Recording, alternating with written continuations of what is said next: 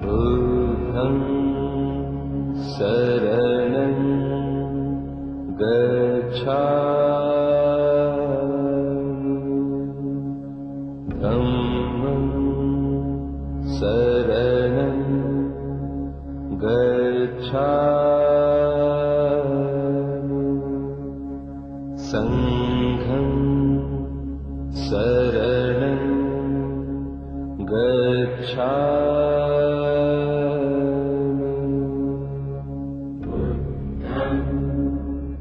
शरणं गच्छामि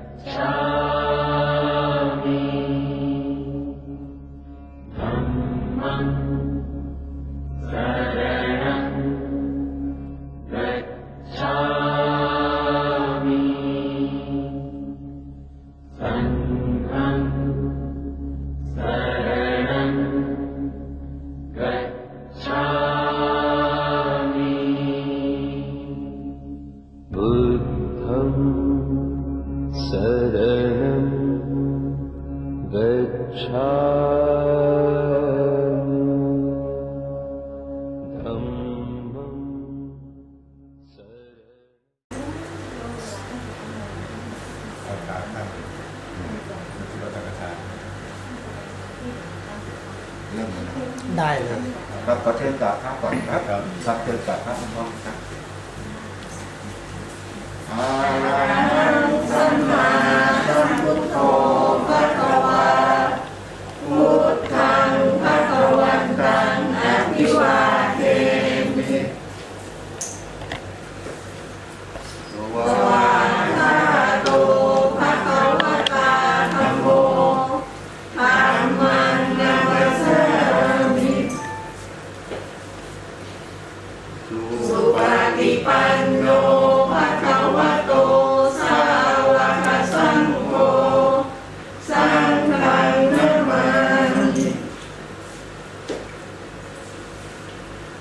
มะยังพันเตวิสุงรัตนะทายะ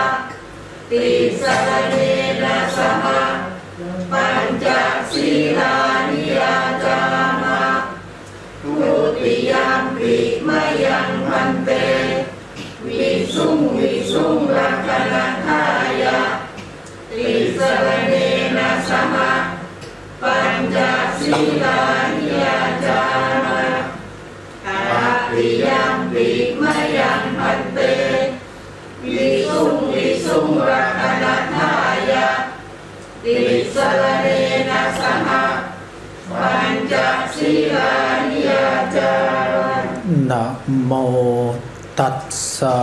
ภะคะวะโตอะระหะโตสัมมาสัมพุทธัสสะนะโมตัสสะภะคะวะโตอะระหะโตสัมมาสัมพุทธัสสะนะโมตัสสะภะคะวะโตอะระหะโตสัมมาสัมพุทธัสสะ นะโมตัสสะภะคะวะโตอะระหะโตสัมมาสัมพุทธัสสะนะโมตัสสะภะคะวะโตอะระหะโตสัมมาสัมพุทธัสสะนะโมตัสสะภะคะวะโตอะระหะโตสัมมาสัมพุทธัสสะ พุทธังสรณังคัจฉามิ พุทธังสรณังคัจฉามิ ธัมมังสรณังคัจฉามิ ธัมมังสรณังคัจฉามิ สังฆังสรณังคัจฉามิ สังฆังสรณังคัจฉามิ ทุติยมปิพุทธังสรณังคัจฉามิ ทุติยมปิพุทธังสรณังคัจฉามิ ทุติยมปิธัมมังสรณังคัจฉามิ ทุติยมปิธัมมังสรณังคัจฉามิ ทุติยมปิสังฆังสรณังคัจฉามิ ทุติยมปิสังฆังสรณังคัจฉามิ ท ตติยัมปิพุทธังสรณังคัจฉามิ ตติยัมปิพุทธังสรณังคัจฉามิ ตติยัมปิธัมมังสรณังคัจฉามิ ตติยัมปิธัมมังสรณังคัจฉามิ ตติยัมปิสังฆังสรณังคัจฉามิ ต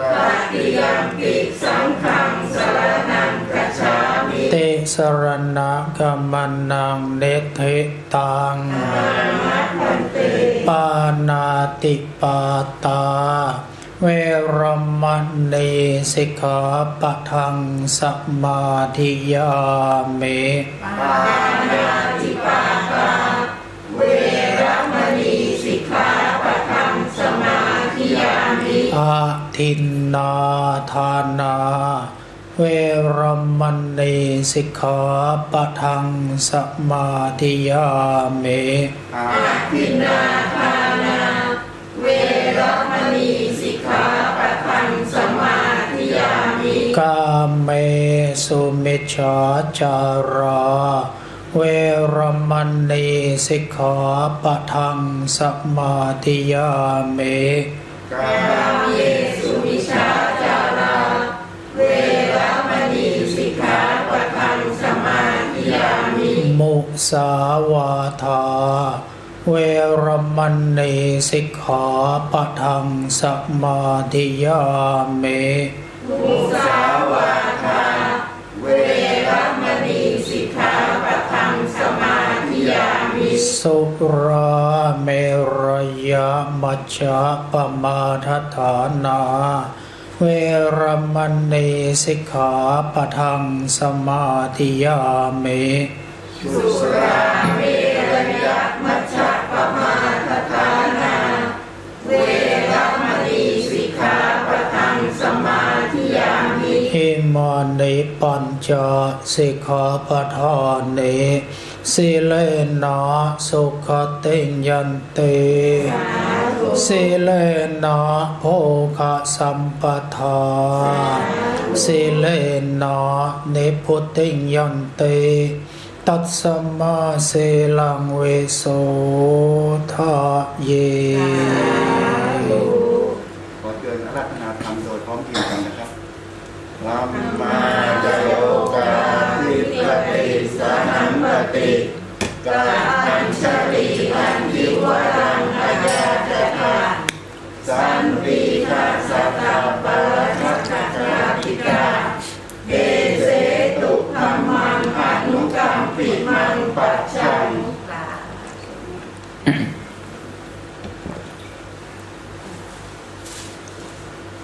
นะโมตัสสะภะคะวะโตอะระหะโตสัมมาสัมพุทธัสสะนะโมตัสสะภะคะวะโตอะระหะโตสัมมาสัมพุทธัสสะนะโมตัสสะภะคะวะโตอะระหะโตสัมมาสัมพุทธัสสะสุขาสังคัสสะสามัคคีติหิมัสสะธรรมะปริยายัสสะอัตโธสาทายัสสมันเตหิสักกัจจังธัมโมโสตัปโบเตทุกท่านนั่งตามสบายผู้กำกับนั่งให้สบายเดี๋ยวจะทุกขเวทนาเจ็บปวดเป็นเรื่องปกติถ้านั่งฝืนเกินไปถ้าอยู่ในอริยบทของการนั่งสมาธิเช่นขาขวาทับขาซ้ายมือขวาทับมือซ้ายตั้งกายของเราให้ตรงดำรงสติรักษาสติความรู้สึกและนึกและคิดและปรุงและแต่งของเรานั้นให้อยู่กับธรรมะสัจจะอย่างเดียวที่เรายกเราน้อมขึ้นมาเป็นอุบายเช่นหายใจเข้าหายใจเข้าออกเดี๋ยวเขารู้พุทโธกรรมฐานน้ำเย็นอย่างนี้เป็นต้นเนี่ยได้หมดอุบายที่ครูบาอาจารย์ท่าน แนะนำคำสอนหมายถึงท่านเก่งท่านชำนาญท่านเป็นท่านฝึกจนเก่งเป็นชำนาญก็เลยยกมาสอนพวกเราเนี่ยสอนให้เราทำตามใครลองฝึกตามแล้วเกิดความชอบเกิดศรัทธาเกิดความเลื่อมใสฝึกหัดปฏิบัติตามแล้วก็สามารถยังสมาธิให้ตั้งมั่นยังสติระลึกได้ให้แน่วแน่ได้เพราะเกิดจากการเราฝึกเราหัดเราปฏิบัติอยู่เป็นประจำนั่นเองแต่ขาดการฝึกหัดปฏิบัติไม่สนใจปล่อยปละละเลยก็น้อยเนี่ยสิ่งที่เราจะได้สิ่งที่เราจะเกิดจะเป็นจะมีจากการปฏิบัติก็น้อยภาวนาน้อยได้น้อยครูบาอาจารย์บอกอย่างนี้ทำน้อยได้น้อยทำมากได้มากทำเยอะได้เยอะไม่ทำไม่ได้เลยคือการทำจิตใจของเราก็ยากขึ้นสับสนวุ่นวายนึกคิดปรุงแต่งสารพัดเพราะนั้นเราก็เลยมาฝึกมาหัดมาปฏิบัตินะบ้านลานทองแห่งนี้เป็นสถานที่ที่เรามาอบรมจิตใจภาวนาชำระใจของเราให้บริสุทธิ์ให้มันผ่องใสจากการที่เราทำกิจทำการทำงานกลางวันกับทำทั้งวันว่าวุ่นสับสนวุ่นวายแต่เมื่อโอกาสให้เวลาให้เช่นวันนี้ถึงฝนจะตกเราก็ไม่ได้วันได้เกรงในของธรรมชาติที่เกิดขึ้นฝนตกแดดออกก็เป็นธรรมะนะธรรมชาติซึ่งธรรมชาติที่กล่าวไปเราก็ห้ามไม่ได้ด้วยห้ามตกห้ามไม่ได้ห้ามแดดออกห้ามไม่ได้เขาก็เป็นของธรรมชาติอย่างนี้แหละธรรมะก็เหมือนกันธรรมะก็เหมือนก็เป็นก็เกิดก็ตั้งก็อยู่อย่างนี้แหละเกิดขึ้นตั้งอยู่สุดท้ายก็ดับไปอย่างเงี้ยจึงเรียกว่าธรรมะคือธรรมชาติเกิดขึ้นตั้งอยู่สุดท้ายก็ดับไปเพราะฉะนั้นท่านทั้งหลายก่อนที่ชีวิตของเราจะเป็นไปตามวัฏจักรที่กล่าวไว้คือเกิดขึ้นแล้วตอนนี้ณขณะนี้กำลังตั้งอยู่ตรงไหนตั้งอยู่ในความรู้สึกนึกคิดที่เป็นหนึ่งเดียวของสติเอาไปตั้งระลึกในคำบริกรรมเช่นพุทโธเป็นต้นเช่นยุบหนอพองหนอเป็นต้นเนี่ยตั้งอยู่ในคำบริกรรมนั้นนานเข้าไปจับได้สติยึดติดแน่นอยู่ก็เป็นสมาธิเกิดขึ้นนานไปสู้ความเวทนาเจ็บปวดไม่ไหวก็ถอนออกมาก็เข้าสมาธิไหมนี่แหละจึงเรียกว่าเกิดขึ้นตั้งอยู่สุดท้ายก็หายไปแต่เมื่อเราท่านทั้งหลายได้ภาคเพียรวิริยะกระทำอยู่ปฏิบัติอยู่มันก็ย่อมมีโอกาสที่จะดำเนินเดินก้าวไปข้างหน้าอย่างไม่หยุดยั้งพัฒนาจิตใจของเรานะจากจิตใจของเราสับสนวุ่นวายหรือผัสสะมากระทบจิตใจของเราเมื่อเราฝึกหัดปฏิบัติเรารู้ได้เนี่ยอะไรมากระทบโกรธมากระทบไหลไหมหลุดไหมไปกับความโกรธนั้นความโกรธมากระทบเขามาดุมาด่ามาว่ามาร้ายลุดหายไปด่าตอบด่าแดงบานปลายปัญหาเกิดเพราะเราไม่หยุดยั้งแต่ผู้ฝึกหัดปฏิบัติในการทำสมาธิภาวนานึกได้ผัสสะที่เกิดหยุดระงับแทนที่จะบานปลายก็หยุดก็หายก็สงบก็สันติก็เกิดขึ้นหรือความสามัคคีก็เกิดขึ้นนะบทบาลีที่อาตมายกเบื้องต้นว่าสุขาสังคัสสะสามัคคีความสามัคคีความพร้อมเพรียงของหมู่ของคณะของบุคคลของเราท่านทั้งหลายย่อมยังความสงบสุขสันติเกิดขึ้นเพราะ เรามีความสามัคคีช่วยเหลือเกื้อกูลพร้อมเพียงใจกัน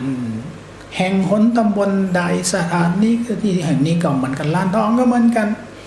ประกอบไปด้วยความสมัครสมานสามัคคีกลมเกลียวปรองดองทำให้เกิดสันติทำให้เกิดความโศกทำให้เกิดความสงบและร่มเย็นเกิดขึ้นได้ตรงกันข้ามท่านเรียกว่าทุกขาอะสังคัสสะสามัคคีทุกขาความทุกข์เกิดเพราะอะสังคัสสะเพราะสังคัสสะอะสามัคคีเพราะไม่สามัคคีเพราะทะเลาะเพราะเบาะแว้งขัดแย้งกันตรงไหนมีแต่ความขัดแย้งทะเลาะเบาะแว้งความทุกข์ก็เกิดปัญหาก็มีเดือดร้อนวุ่นวายก็เกิดขึ้นเพราะไม่มีความสมัครสมานสามัคคีกลมเกลียวปองดองกันท่านทั้งหลายแม้แต่ครั้งพุทธกาลซึ่งโดยความเป็นจริงเราเข้าใจแล้วว่าพระที่มาบวชหรือปุถุชนคนทั่วไปแม้แต่ในครั้งพุทธกาลก็เหมือนกันก็มีการทะเลาะเบาะแว้งขัดแย้งจริงดีจริงเด่นกันก็เป็นเรื่องปกติที่คนยังประกอบไปด้วยโลภะโทสะและโมหะก็ย่อมเกิดการขัดแย้งจริงดีจริงเด่นแต่แห่งหนตำบลใดที่ไม่ขาดมีแต่ความสามัคคีคือบุคคลเข้าสู่ความเป็นอริยบุคคลออกจากปุถุชนคนทั่วไปเข้าไปสู่ความเป็นอริยะแล้วนั่นแหละความสามัคคีถึงจะเกิดความขัดแย้งชิงดีชิงเด่นมันถึงจะไม่มีก็เลยยกตัวอย่างแม้แต่ครั้งพุทธกาลมีพระพุทธรูปปางหนึ่งที่เราเรียกว่าปางป่าเลไลก็เกิดจากความทะเลาะเบาะแว้งของพระแม้แต่ครั้งพุทธเจ้าเนี่ยคิดดูญาติโยมแม้แต่ครั้งพุทธกาลสมัยที่องค์สมเด็จพระสัมมาสัมพุทธเจ้าเทศนาโปรดญาติโยมโปรดละให้ฟังธรรมะสัจจะความเป็นจริงที่เกิดขึ้นพระยังทะเลาะกันเมื่อพระทะเลาะกันแล้วพระพุทธองค์ก็ตรัสห้ามบอกว่าอย่าโยธให้ไม่ให้ทะเลาะให้สามัคคีขนาดนั้นก็ยังห้ามไม่ได้พระพุทธองค์มีฉัพพัญญูมีปัญญารู้แจ้งโลกต้องการจะแก้นิสัยของพระที่ทะเลาะกันองค์ก็เสด็จหนีไปอยู่ไหนหนีไปอยู่ป่าเลไลมีช้างกับลิงอุปถากดูแลนั่นแหละจึงมองเห็นว่าแม้แต่พระพุทธเจ้าเทศนาอบรมสั่งสอนพระก็ยังเกิดการทะเลาะเบาะแว้งเมื่อเห็นดังนั้นแล้วพระพุทธองค์จึงต้องการให้เกิดความสมัครสมานความสามัคคีปองดองกลมเกลียวกันเกิดขึ้นของหมู่ของคณะของกลุ่มของสังคมของบ้านของประเทศชาติบ้านเมืองจึงบัญญัติสัจธรรมะหลักธรรมขึ้นว่าหลักอปริหานิยธรรมธรรมะหลักไปปฏิบัติน้อมไปใช้แล้วย่อมเกิดแต่ความเจริญไม่มีความเสื่อมนะพระพุทธองค์ต้องการให้กลุ่มสังคมสมัครสมานสามัคคีกลมเกลียวจึงบัญญัติหลัก อปริหานิยธรรมคือทำแล้วมีแต่ความเจริญไม่มีเสื่อมอันประกอบไปด้วยให้ประชุมกันเนืองเน็ตอย่างพวกเรามาตรงนี้ก็เหมือนกันคล้ายๆกันเลยนี่ก็ถือว่าประชุมนะเนี่ยประชุมกันนั้นนี้แต่ประชุมของเราประชุมฟังธรรมะฟังสัจจะฟังความเป็นจริงพระพุทธเจ้าบอกว่ามันประชุมกันเนืองนิดเพื่อปรึกษาหาหรือแก้ไขข้อต่างๆปัญหาที่เกิดขึ้นหาวิธีแก้ไขคนไหนมีสติมาก คนไหนมีปัญญาเยอะก็แนะนำพร่ำสอนคนที่มีสติน้อยมีปัญญาน้อยเมื่อประชุมแก้ไขปรึกษาหารือกันอยู่อย่างนี้แล้วก็ทำให้เกิดความสามัคคีในกลุ่มในบริษัทเหล่านั้นเกิดขึ้นเมื่อจะประชุมก็ให้พร้อมเพรียงกันประชุมและพร้อมเพรียงกันเลิกจะประชุมก็เหมือนกันต้องมาพร้อมกันนัดเวลาไหนมาเวลานั้นจะเลิกเวลาไหนก็ให้เลิกเวลานั้นไม่บัญญัติเพิ่มในสิ่งที่พระพุทธองค์ได้ทรงบัญญัติไว้แล้วไม่เพิกถอนตัดทิ้งในสิ่งที่พระพุทธองค์ได้ทรงบัญญัติไว้แล้วกฎระเบียบของหมู่ของคณะของสังคมของบริษัทที่เราอยู่ก็เหมือนกันในบริษัทหนึ่งในกลุ่มหนึ่งในสังคมหนึ่งย่อมมีกฎย่อมมีระเบียบอย่าไปเพิกอย่าไปถอนอย่าไปแก้ไขโดยวิสัยคนคนเดียวต้องปรึกษาต้องหารือกันยึดมั่นตามหลักธรรมะเหล่านั้นเคารพผู้ใหญ่ผู้เป็นประธานผู้เป็นหัวหน้าใครเป็นประธานใครเป็นผู้นำใครเป็นหัวหน้าต้องให้ความเคารพยำเกรงเชื่อฟังในเขานี่ให้คำแนะนำตักเตือนไม่ดื้อไม่รั้นไม่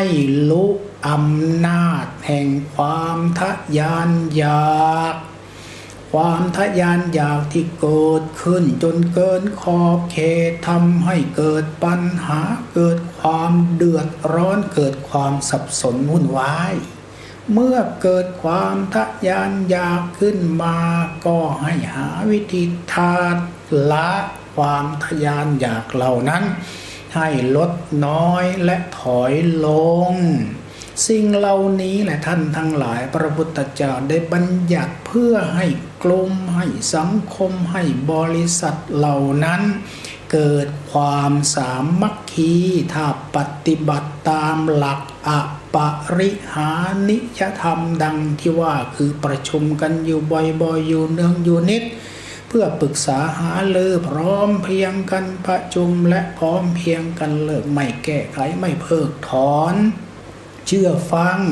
ผู้เป็นหัวหน้าผู้เป็นประธานไม่ลุกอำนาจแห่งความทะยานอยากมีจิตที่ประกอบด้วยเมตตาต่อผู้ที่ยังอยู่และผู้ที่จะมาสู่สังคมแห่งนั้นทำได้ดังนี้แล้วความสามัคคีความพร้อมเพรียงสันติสงบย่อมเกิดสุขย่อมมีแก่กลุ่มสังคมนั้นนอกจากนั้นพระพุทธองค์ก็ได้บัญญัติหลักสารานิยธรรมคือธรรมะที่ปฏิบัติแล้วย่อมยังให้เกิดความระลึกนึกถึงความพร้อมเพรียงความสามัคคีเกิดขึ้นบุคคลใดยกน้อมเอาหลักสารานิยธรรมอันประกอบไปด้วยมีจิตที่เมตตาในกายกรรมคือการกระทำทางกายต้องมีเมตตาหมายถึงการกระทำทางกายช่วยขวนขวายในกิจในธุระในการในงานของกลุ่มของสังคมของบริษัทนั้นด้วยจิตที่เมตตาแต่ถ้าทำอยู่แต่จิตขาดเมตตาอิจฉาริษยาพยาบาทปัญหามันก็เกิดความสงบสุขสันติสามัคคีก็ไม่มีเพราะจิตไม่มีเมตตาเพราะไม่ประกอบด้วยเมตตาพระพุทธองค์จึงทรงบัญญัติให้กายกรรมที่กระทำทางกายต้องประกอบด้วยเมตตาวจีกรรมคำพูดก็ต้องประกอบด้วยเมตตาคำพูด ท่านทั้งหลายไพเราะอ่อนหวานสุภาพแนะนำร่ำสอนชี้แนะแนวทางอันไหนผิดห้ามอย่าไปทำอันไหนบุญอันไหนกุศลนั่นแหละให้ทำอันไหนถูกต้องอันไหนดีงามนั่นแหละให้ทำคือคำพูดที่ประกอบด้วยเมตตาแนะนำพร่ำสอนให้กระทำในสิ่งที่เกิดบุญเกิดกุศลและเกิดประโยชน์สิ่งไหนที่เกิดโทษสิ่งไหนที่เกิดบาปอย่าไปทำเพราะเกิดโทษทั้งฝ่ายทำและเกิดโทษทั้งฝ่ายผู้แนะนำพระพุทธองค์จึงบอกว่าวจีกรรมคำพูดต้องประกอบด้วยเมตตามโนกรรมก็เหมือนกันคือความนึกความคิดต้องคิดแต่ในสิ่งที่ดีอย่าไปคิดอิจฉาพยาบาทคิดปองร้ายผู้อื่นถ้าเราท่านทั้งหลายมีมโนกรรมคือความรู้สึกคือความนึกคิดทางจิตใจที่มีเมตตาต่อกันแล้วย่อมยังสังคมกลุ่มบริษัททุกที่ทุกหนเกิดความสามัคคีพร้อมเพียงสันติและความสุขก็ย่อมเกิดขึ้นนอกจากนั้นศีลสามัญญตานะเมื่อตอนต้นสักครู่ทั้งหลาย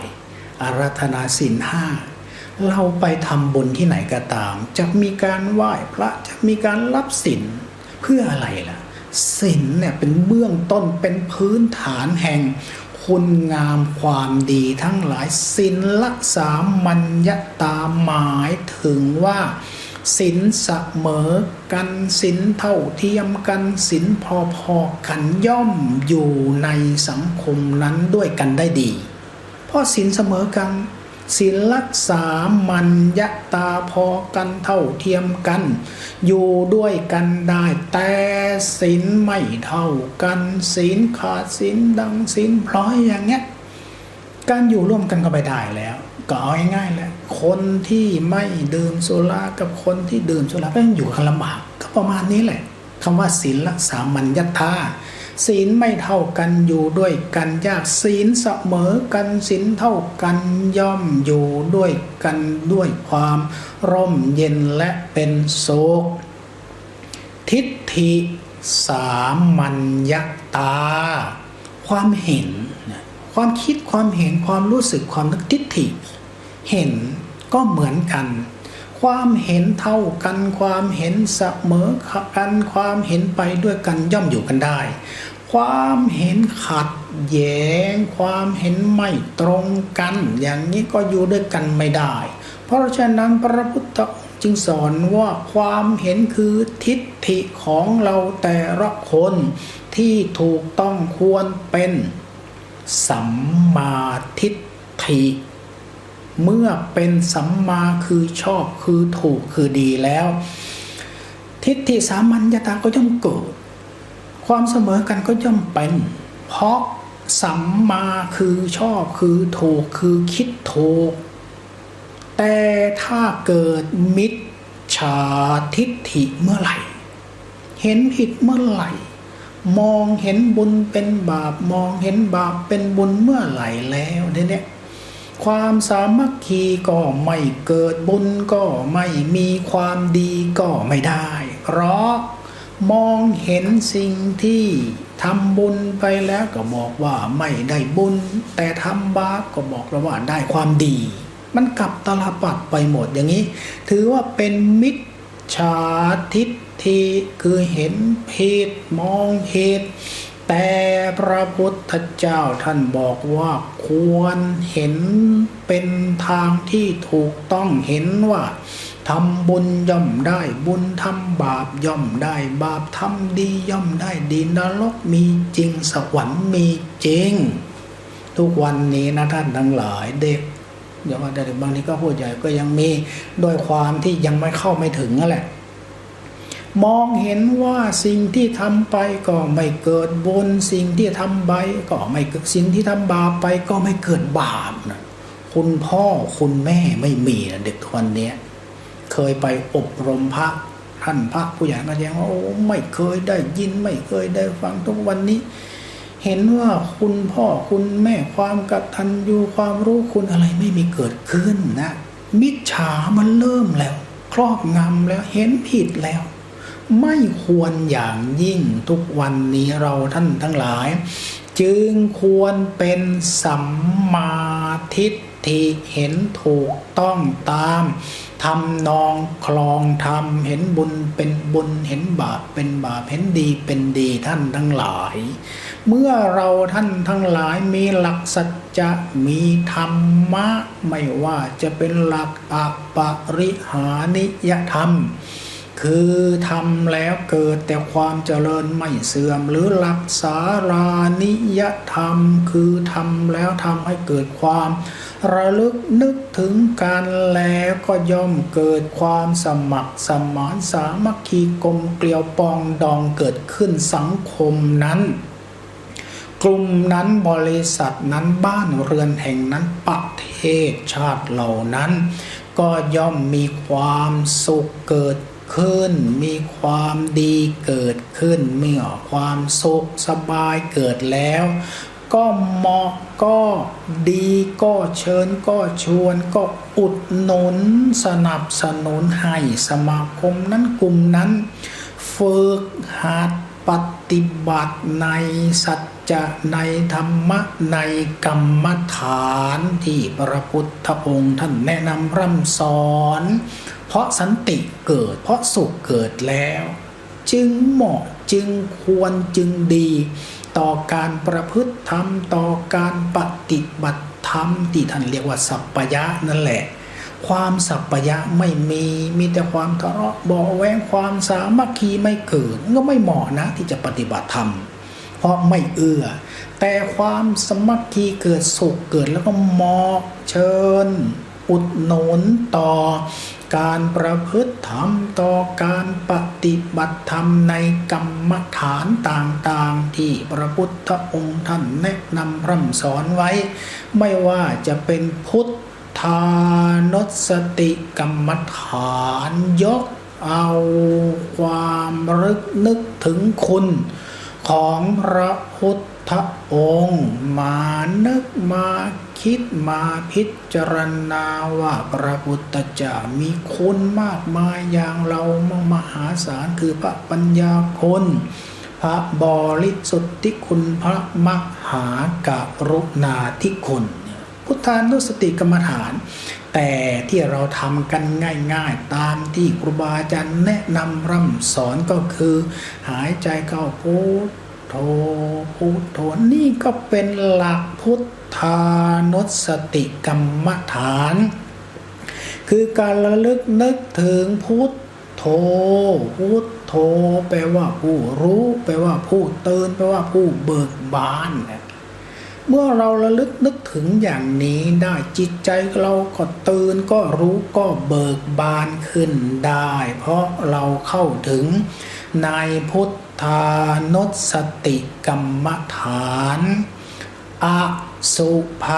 กรรมฐานระลึกนึกถึงรูปร่างกายของเราว่าเป็นของไม่สะอาดไม่สวยไม่งามนึกว่าร่างกายของเราเกิดขึ้นสุดท้ายตั้งอยู่สุดท้ายก็ดับไปเหมือนที่สอนแนะนำไปในตอนต้นว่าทุกสรรพสิ่งในโลกอันนี้เมื่อเกิดขึ้นเมื่อตั้งอยู่สุดท้ายก็ดับไป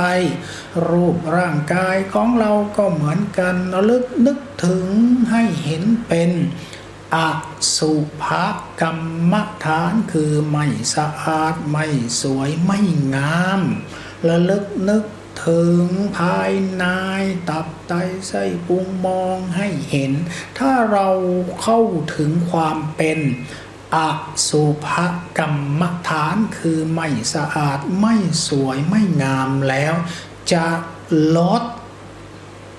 ราคะลดตัณหาลดโท ทะยานอยากได้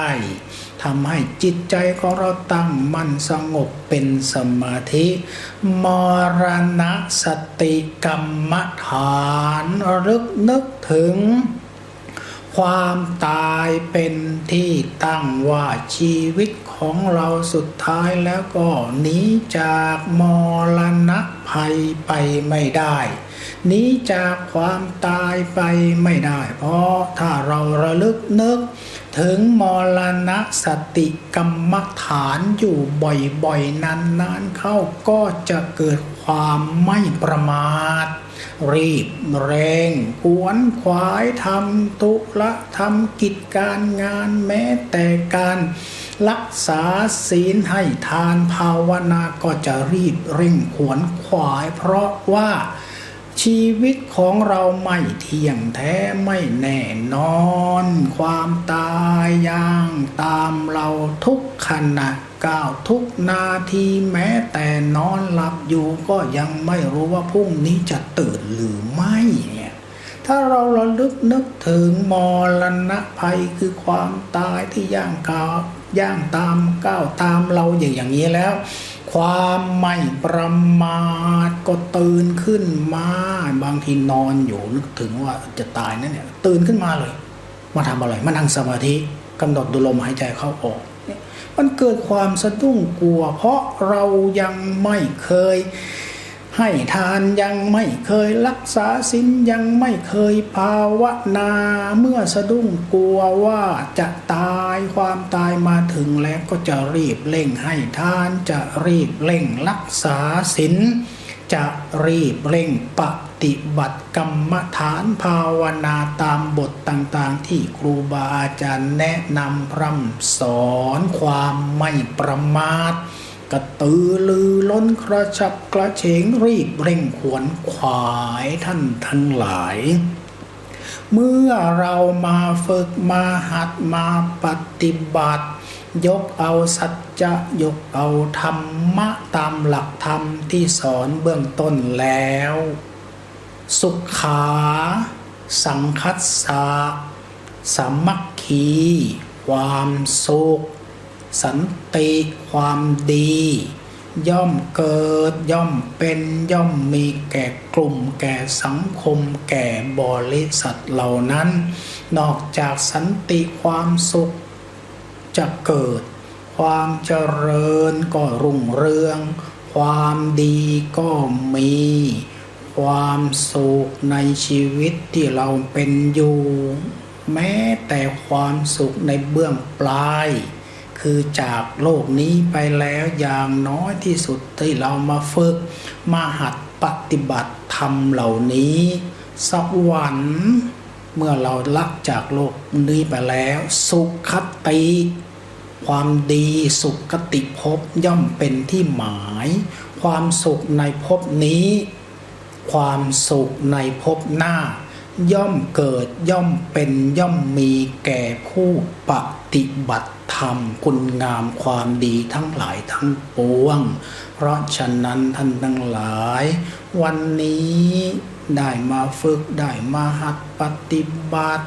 กำหนดดูลมหายใจเข้าออกกำหนดพุทกำหนดโธยุบหนอพองหนอ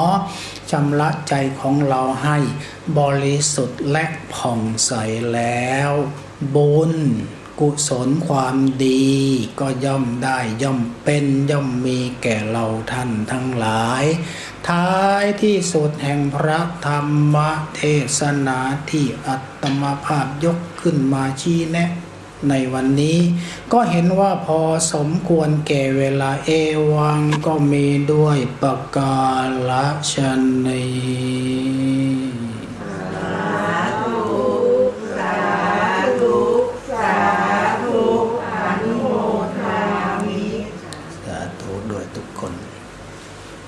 ก็ช่วงนี้เป็นช่วงกฐินช่วงนี้ที่ยกเอาความสามัคคีก็เกี่ยวกับเรื่องกฐินด้วยที่เรากล่าวตอนต้นกฐินก็เรื่องของความสามัคคีนะกฐินคือความช่วยเหลือกันพระก็ต้องช่วยกันก็เป็นกฐินกฐินนี่เกิดมาตั้งแต่โน้นครั้งพุทธกาลนั่นแหละเป็นมาเมืองต้นตั้งแต่ครั้งพุทธกาล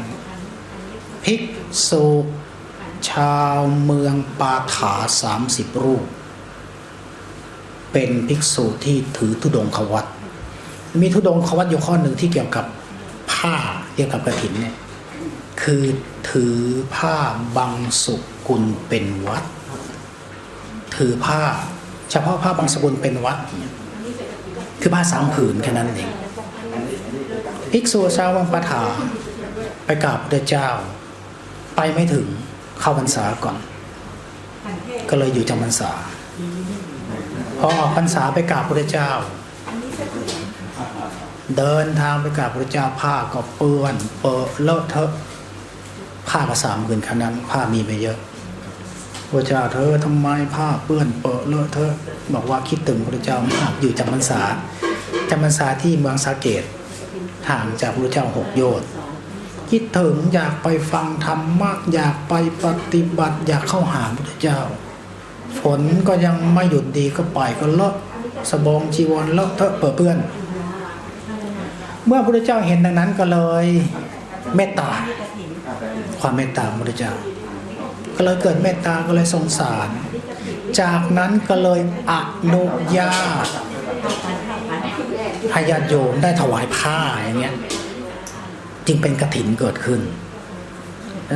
จึงเกิดคำว่ากฐินแปลว่าไม้สะดึงที่บอกเมื่อกี้ก็คือไม้สะดึงในการเย็บผ้าขึงผ้าวันพระจะต้องมาช่วยกันเกี่ยวข้องกับความสามัคคีที่ว่าในวัดหนึ่งเวลาทอดกฐินเสร็จแล้วต้องช่วยกันตัดเย็บย้อมผ้ากลานกฐินเคยได้ยินจุลกฐินใช่ไหมกฐินทุกวันนี้ยังง่ายกว่าจุลกฐินอีกจุลกฐินนั้นยากเนี่ยกระบ่งบอกถึงความสามัคคียิ่งมีคนเยอะคนมากพระเยอะพระมากจุลกฐินก็ยิ่งเร็วเพราะช่วยกันเพราะสามัคคีคนน้อยพระก็น้อยจุลกฐินก็ยืดเยื้อเพราะจุลกฐินต้องทำให้เสร็จภายใน1 วันทำให้เสร็จภายในวันนั้นตั้งแต่เอาเป็นฝ้ายใช่ไหมมาปั่นมาทอมาทำเป็นได้แล้วค่อยมาตัดมาเย็บมาย้อมทุกวันนี้ผ้าเป็นผืนมาอันนี้ไม่ใช่จุลกฐินนะกฐินปกติเป็นผ้าเป็นขาวมาเลยทำไปทีทอดเสร็จผ้าขาวเป็นผ้ากาญก็มาตัดมาเย็บมาย้อมแล้ววัดพระราม9เนี่ยเหมือนกันช่วยกันตัดโยมด้วยพระด้วยตัดเป็นผ้าสบงวัดแต่ละวัดนิยมตัดผ้ากฐินเป็นผ้านุ่งคือผ้าสบงเพราะง่ายขึ้นตัดเป็นจีวรพื้นใหญ่ยากขึ้นใช้เวลาเยอะใช้เวลามากกินเวลาเยอะท่านถึงบอกว่ากฐินผ้าการต้องตัดเย็บย้อมให้จบภายในวันนั้นแล้วมาทำพิธีกลานภายในวันนั้นจึงเป็นกฐินสมบูรณ์ไม่ใช่กฐินดอกอย่างโยมก็อาจจะเคยได้ยินว่ากฐินดอกคือกฐินไม่สมบูรณ์แต่ถ้ากฐินสมบูรณ์ผ้าต้องมาตัดมาเย็บมาย้อมให้จบและกลานภายในวันนั้นนั่นแหละแสดงออกถึงความสามัคคีคือพร้อมคือช่วยคือเกื้อกูลซึ่งกันและกันถ้าไม่สามัคคีบางทีตัดผ้าไม่จบตัดผ้าไม่เสร็จเกิดความขัดแย้งและความเก่งความฉลาดของพระพุทธเจ้าท่านเก่งขนาดไหนอย่างเช่นตอนต้นที่กล่าวว่าพระในวัดก็ยังทะเลาะกันพระเจ้าหนีเลยไม่อยู่ด้วยแล้วห้ามแล้วนะพระในวัดทะเลาะกัน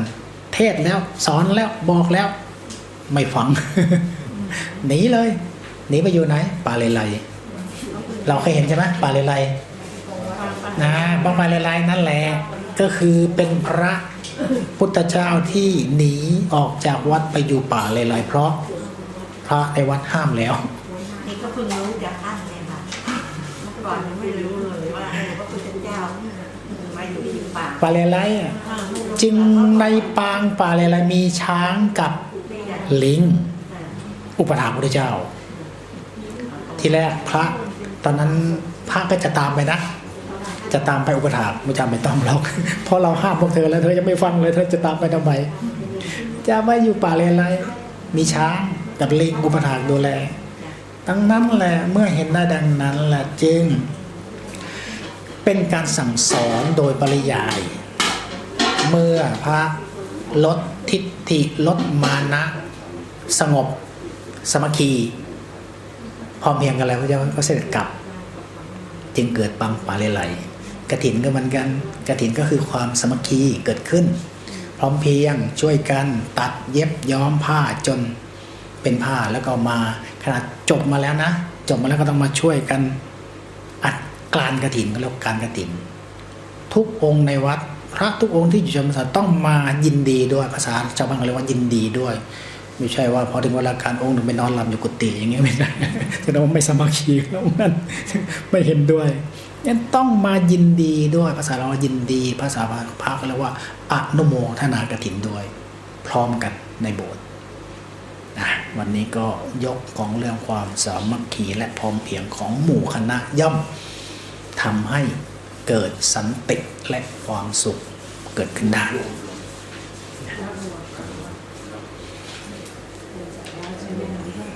มีอะไรถามไหมปองอนมีอะไรถามไหมโดยที่แรกไม่รู้ว่าประวัติว่าปาเลไลใช่ไหมถ้าไม่รู้เราจะรู้จักท่านแต่เราก็เข้าใจนะคือพระสมัยเก่าก็มีพุทธเจ้าอยู่ก็จริงแต่ก็กำลังฝึกหัดปฏิบัติเนี่ยมันก็เหมือนยุคสมัยนี้กันเหมือนกันแหละทุกวันสมัยนี้พระข่าวเสียนี่ดังมากเลย ข่าวพระเสียโอ้ดังมากออกทุกวันออกข่าวทุกวันพระทำเสียดีก็เรื่องปกติก็เราต้องแยกแยะพระทุกวันนี้ก็มีหลายแบบหลายอย่างใช่ใช่ทุกหมู่เหล่าเกิดขึ้นมายิ่งผู้กำกับยิ่งผ่านมาเยอะใช่ไหมในสังคมยิ่งการผ่านมาเยอะเลยผ่านมาทุกรูปแบบแหละวันนี้เรารวบรวมถวายปัจจัยนะครับการเทศของหลวงพ่อชายานะครับ 2,440 บาทแล้วก็กฐินนะครับ 1,810 บาทนะครับได้รวมของกฐินด้วยเป็น 4,250 บาทครับกฐินวัดพระรามเก้าวันที่8พฤศจิกายนเวลา 9:09 นาทีจะภาพโดยกระทรวงคมนาคมรอถวายซึ่งเป็นกฐินพระราชทานอยู่แล้ว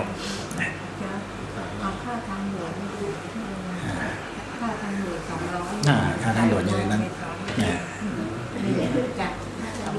ปามงอนเลยให้ค่าทางด่วนทุกครั้งแหละทุกครั้งในกลางใจรับพรกันก่อนทุกท่านทุกคนได้ร่วมบุญถวายจตุปัจจัยกันเทศรวมทั้งได้ร่วมบุญกุศลในการทอดกฐินก็เกิดบุญเกิดความดีเกิดขึ้นพึงพากันตั้งใจรับพรยะถาวริวหาปุราปริปุเรนติสากลังเอวะเมวะอิโตทินังเปตานังอุปกัปปติ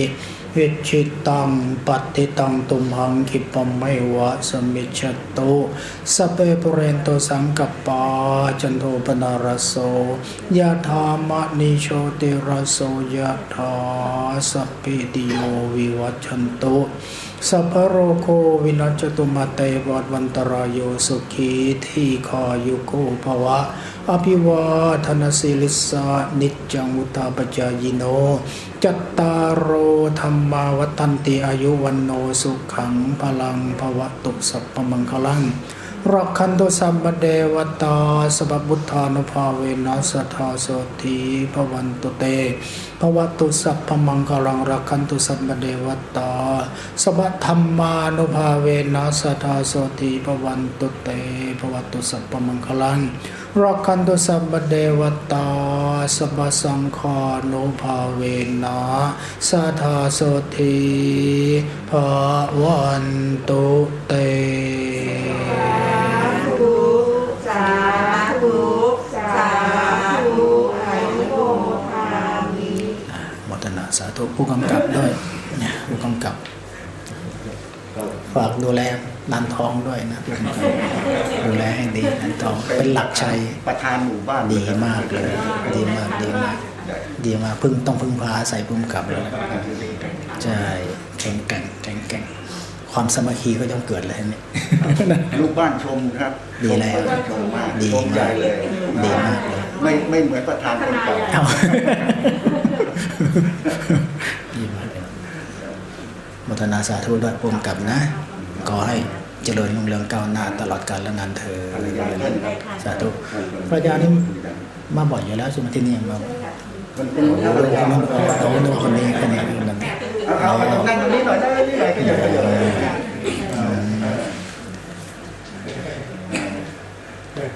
มาสาธุ ฝาก อาจารย์ ฝากพุทธธรรมลานทองด้วยนะ กิจกรรมสร้างบารมีที่นี่สถานที่แห่งการฝึกหัดปฏิบัติบุญบารมีเนี่ยครูบาอาจารย์เนี่ยถ้าสมัยอาจารย์ทันนะมาถึงตรงนี้นะหลวงพ่อพุธเนี่ยพุทธท่อนเนี่ยทันอยู่แล้วหลวงปู่เหรียญทันอยู่แล้วเพราะหลวงปู่เหรียญยิงหลวงปู่เหรียญต้องหลังหลวงพ่อพุธนะหลวงพ่อพุธจะมาก่อนหลวงปู่เหรียญอีกแต่หลวงพ่อพุธท่านสิ้นก่อนเฉยหลวงพ่อพุธนะท่านสิ้นก่อนละสังขารก่อนแต่ความประสงค์หลวงพ่อพุธมาก่อนจำได้หลวงพ่อพุธก็ไปนั่งเทศอยู่ข้างในอะไร ก็มาด้วยกันนั่งอยู่ด้านใน อันนี้ปฏิบัติเลย ดีมากเลยดีแล้ว สมาธิ สร้างไว้ความดี เหมือนที่บอกเราทำไปก็มีแต่ได้กับได้ ทำไปไม่ได้กับได้นะบุญบารมีที่ควรทำศีลรักษาไว้ทานทำไว้ ยังคิดว่าอย่างนี้ช่วงหลวงพ่อประเทศเนี่ยผมกะจะเชื่อมโยงกับเสียงตามสายด้วยนะ อ๋อ ก็ดีถ้าทำได้ก็ดี ผมไม่คิ ดี เมื่อกี้นั่ง ก็ลองบอกหมู่บ้านดู เพราะว่าจริงๆผมมีอยู่ที่ทำการอยู่นะ ใช่ เสียงตามสาย เพราะจริงๆมันก็ไม่ได้ใช้เวลามากมายอะไรมากมาย สามารถจะยังเชื่อมโยงอย่างไรผมอยากให้ประชาชน นิดหน่อยเอง เต็มที่ก็ชั่วโมงนึงประมาณนั้นแหละ ครับ เต็มที่บางองค์ท่านก็ประเภท30-40 นาที ส ส นทนาธรรมะ เสียงตามสาย เราเข้ามานี้ ครับ เพราะบางทีคนบางคนก็ไม่มีโอกาสมาอย่างพวกเราใช่ไหมหาโอกาสมานั่งอยู่ที่บ้านฟังได้ เคยคิดจะเอาแนวของพระสังฆทานด้วยตอนเช้าเนี่ยจะยังให้ทางลานทองฟังนะอย่างที่เพราะปกติผมฟังมาทุกเช้าเมื่อตีห้ากว่า สังฆทานเขามีวิทยุ ใช่ใช่ วิทยุธรรมะช่องทีวีก็มีแต่ทุกวันนี้ไม่รู้ยังรักษาได้หรือเปล่าสังฆทานยังมีอยู่ไหม ทีวีก็มีนะ ผมเลยปฏิบัติเองปฏิบัติแต่ไม่ได้ฟัง สังฆทานก็จะมีทั้งวิทยุและมีทั้งทีวี กับจริงๆอยากให้ ทันหลวงพ่อสนองทันไหม ผมฟังบ่อยนะฮะ ใช่ไหมยุคหลวงพ่อสนอง แต่ไม่ทัน ไม่ทันเหรอ แต่ฟังเสียงดังเพราะคนบ้านเดียวกัน เหรอใช่ใช่ลูกศิษย์หลวงปู่สังวาน ใช่ใช่ สุพรรณ ผมศรัทธาท่าน ใช่หลวงปู่สังวานพ่อสนอง ครับ พ่อสนองทุกไปท่านอยู่แล้วโอ้ยพูดธรรมะพูดได้ทั้งวัน พูดได้ทั้งวัน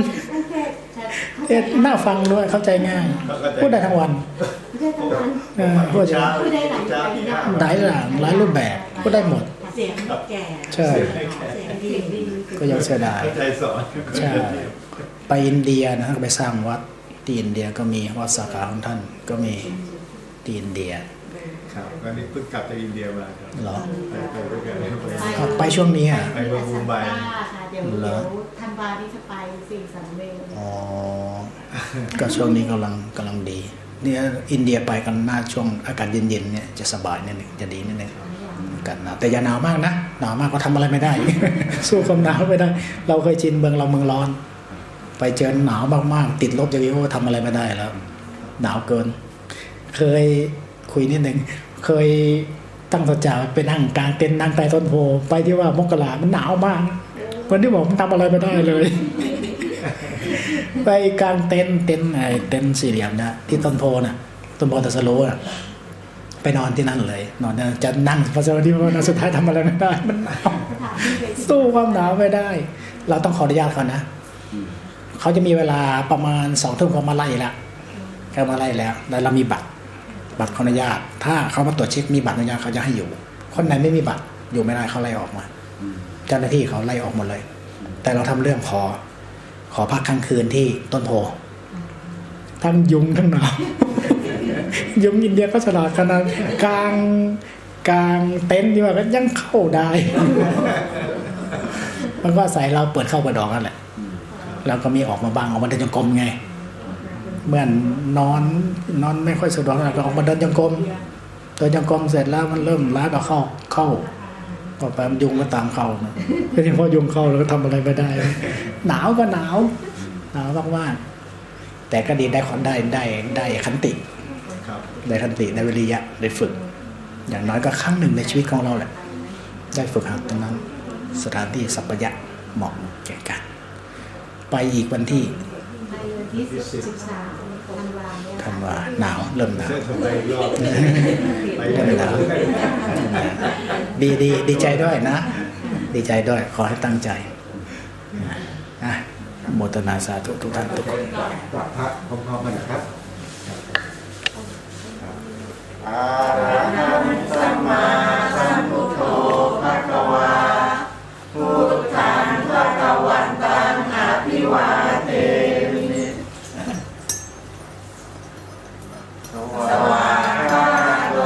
ภะคะวะตาธัมโมธัมมังนัมมัสสามิ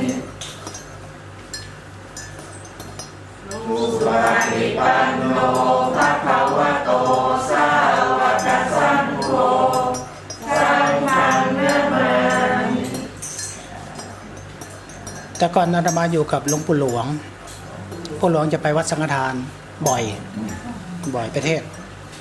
ตอนนั้นหลวงพ่อสนองยังอยู่แหละ ครับ ตอนนั้นเป็นพระติดตามอยู่ เป็นพระเด็กๆติดตาม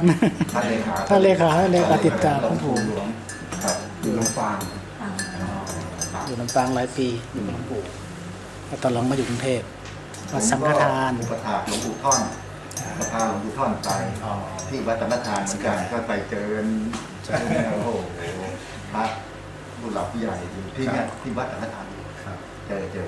ได้ที่บอกท่าน จริงๆก็ตอนนั้นก็ผมฟังหลวงพ่อสนองเนี่ยก็ปฏิบัติตามจนปฏิบัติตามแต่เดิมอะไรเนี่ยสุดท้ายมาฟังไปเยือนเอาแนวประยุกต์มาเพราะว่าท่านเคยไปเติมจิตพลังจิตให้ในหลวงนะครับผมก็เลยเช็คว่าจริงไม่จริงก็เลย ใช่ ประสานกับเพื่อนที่เป็นผู้จัดการหนังสุดมันเป็นไปเติมพลังจิตให้ในหลวงจริงหรือเปล่าเขาก็เช็คว่าใช่ไม่ใช่ก็มาออกรายการอยู่ใน มดด ดูดัง ำออกหลายรายการ แนวปฏิบัติง่ายนะครับจิตอยู่ตรงนี้เลยก็เลยประยุกต์จากหลวงพ่อสนองมาใช้หลวงปู่เยอะเลยใช้แนวเพราะท่านบอกว่าบวชแค่2 วันตอนแรกตั้งใจจะสึกมันไม่7 วันก็เขายาวเลย อยู่ถึงทุกวันนี้ ใช่ ไปลงตาเยอะถึงทุกวันนี้ อันนี้อยู่ตลอดเลยเลยฟังประวัติตลอดเลยประวัติท่านแล้วก็ช่วยทหารช่วยอะไรเลยประวัติก็ถ่าย เขาสลาพื้นที่เยอะ ใช่ใช่ รักษาป่าไม้อยู่ ใช่ ภูเขาทั้งลูกภูเขาทั้งโลกดูแล ก็เลยมาประยุกต์เลยไม่ได้ใช้แนวหลวงพ่อสนองเลยไม่ใช่แต่ก็ได้ผล วิธีการที่ครูบาอาจารย์แนะนำแต่ละองค์ก็อาจจะมีปลีกแยกออกมานิดหน่อย ใช่ คือท่านจะเก่งชำนาญ ครับ ในแบบวิธีการของ แต่ ท่าน ว่าถ้าเราได้พื้นฐานหลวงพ่อสนอง ท่านเก่งท่านชำนาญในแนวนั้นท่านก็จะสอนแนวนั้นแหละ ครับผม ของครูบาอาจารย์ไม่จะเป็นเนี่ยโอ้สอนผิดไม่มีผิด ใช่ ถูกหมด ครับ อย่างท่านเก่งแบบนั้นน่ะ ครับ ท่านฝึกมาแนวนั้นมาเก่งชำนาญแบบนั้นแล้วก็เอาแบบนั้นมาสอน ครับ เนี่ยเมื่อสอนแล้วเราลองทำตามดูว่า เมื่อเราทำแล้วภาษาวัยรุ่นเขาเรียกว่าเก็ตไหม เก็ตไหมตามท่านได้ดีไหมนะถ้ามันเก็ตกับเรามันเหมาะเอื้อต่อเราก็ตาม ครับ ของท่าน เมื่อเราลองดูแล้ว บางคนลองแล้วก็ไม่เก็ตอย่างว่าก็ไม่เป็นไรก็จะเป็นตำหนิตีเตียนว่าผิดไม่ผิด ครับ ทุกหมดใช้ได้หมด ครับ ทุกแบบทุกแนวทาง ลองฝึกดูฝึกตาม ก็ ดู ถึงตามมหาบัวแล้วนั้นก็ไปกันที่ไปที่วัดตอนแต่ท่านมาพาไปแล้ว อ๋อ ก็ไป ป่าบันตาด ใช่ใช่แล้วก็วัดตาดแล้วคนเต็มศาลาเลยนะแต่นั่งแบบตอนนั้นนั่งสมาธิ1 ชั่วโมงนะเงียบไปหมดวันอะไรนะเข้าในวัน เข้าป่าได้ เข้าฐานที่ต้องไปใส่ทำบุญแล้วก็พาเวียนเทียนด้วยก็ใช้สมาธิของหลวงพ่อสนองเกือบ1 ชั่วโมงนะผมเลยใช้จับหลักได้ไม่งั้นยุ่งเลยนั่งบนศาลาเราไม่เคยมาดี ไม่งั้นเหน็ดเหนื่อยเมื่อยล้า ใช่ เวทนาแก่กล้าสู้ไม่ไหว ครับ สู้กับเวทนา สู้กับปวด สู้กับเจ็บเรื่องปกติ เจ็บปวด ก็นี่ผมรู้จักกับพี่จ้อยผมก็เลยศรัทธานะเพิ่งมาอยู่นานแล้วเพิ่งจะรู้ว่าที่นี่มี แต่ก่อนไม่เคยมาเลยเหรอ ไม่ได้มา เหรอ ทางสาย ก็ลองดูนะ ดีนะเห็นด้วยนะ ผู้กำกับ เห็นด้วยเห็นด้วย ผมเลยประชาสัมพันธ์ คนกาเสียงตามสาย ประชาสัมพันธ์เสียงตามสาย วันที่19อะไรอย่างเงี้ยวันที่กลางเดือนเนาะ เดือนนี้วันที่ ผมจะประชาสัมพันธ์ จำเลยนะ ไปวัดบรมวัดบรม ครับ วัดบรมวัดบรมนิวนไว้แล้ว เดี๋ยวยังไงผมจะประชาสัมพันธ์ วันที่19 เมื่อวันเสาร์ที่ผ่านมาเนี่ยคือให้เลขาประกาศให้งานจังหวัดแต่ผ มันจะได้ประโยชน์ ผมส่งไลน์ด้วยนะส่งไลน์เมื่อเช้า มันจะได้ประโยชน์ ครับ 90 ผมตั้งใจด้วยนะอยากจะให้ชุมชนลานทองได้ เสียงแจ๋ว เราก็ได้ประโยชน์ ผู้ฟังคนอื่นก็ได้ประโยชน์เกิดขึ้น เคยไปตั้งแต่ท่านยังไม่ ถ่ายทอด ครับผม ป่าของน้อย ธรรมะ ป่าพระธาตุของ เพราะเหมือนได้บอกบางคนก็อยากจะมาแต่มาไม่ได้ ต้องมีภาระ ครับ จะอาศัยฟังได้ ใช่ ครับ ไม่ขาดทุน ก็จะทำให้ดีขึ้นนะอาจจะละลายพฤติกรรมหลายๆกลุ่มเลยโคตรได้เลยแต่ก็ใช้ธรรมะเนี่ยผมก็อยากพูดก็จะได้สอดแทรกธรรมะนะ แล้วก็อีกนะบางบ้านก็ ไม่ได้ยิน โอ้ นะ บางบ้านก็ไม่ค่อยอยากจะฟัง เรื่องไง จะ จะ ต้อง ประชาสัมพันธ์เพราะว่าผม นะมัน อาศัยบารมีผู้กำกับแล้วนะ เราศรัทธาอยู่แล้ว ใช่บารมี ตรงนี้ไปนะ ฟังเสียงตามสายแบบของคนมุสลิมเขาก็โอเคเลยนะ เวลาเขาสวดมนต์ตอนเช้าเลยนะ โอกาสจะทำมะเสาร์อาที่ ถ้าเรามีธร เปิ ร ด มะ เสียงตามหลายไปเรื่อยๆตรงนี้ได้สอนแทรก สั้นๆยาวๆมากยาวๆคนก็ฟังมาก ใช่ ก็ดีนะ 30-40 นาทีประ มั มาณ นไม่น่ารบกวนนะ เพราะว่า6 โมงถึงทุ่ม ที่นี่เลยนะ ก็ ผมว่าไม่รบกว นะ น คงไม่ ก็เดี๋ยวผมจะประชาสัมพันธ์ ครับ แจ้งก่อน เชิญชว ประกาศก่อนแจ้งไว้ก่อน แต่เรื่องสมาธิมันพูดยากนะ เนาะ แจ้งให้ท ถ้า ราบ คน ก่อน สนใจจริงๆใช่ชอบสนุกบางทีก็จะไปดูระเบงละครมากกว่า ถ้าเรียกบัวอะไร ก็ลองดูก่อน ลองดูก่อน เราก็ใจเหมือนเราไปอบรมคนนะธรรมดา เห็นด้วยอย่างยิ่งนะ ครับผม สาธุด้วย ขอเจริญพรลาทุกคนฝากผู้กำกับนะ ครับผม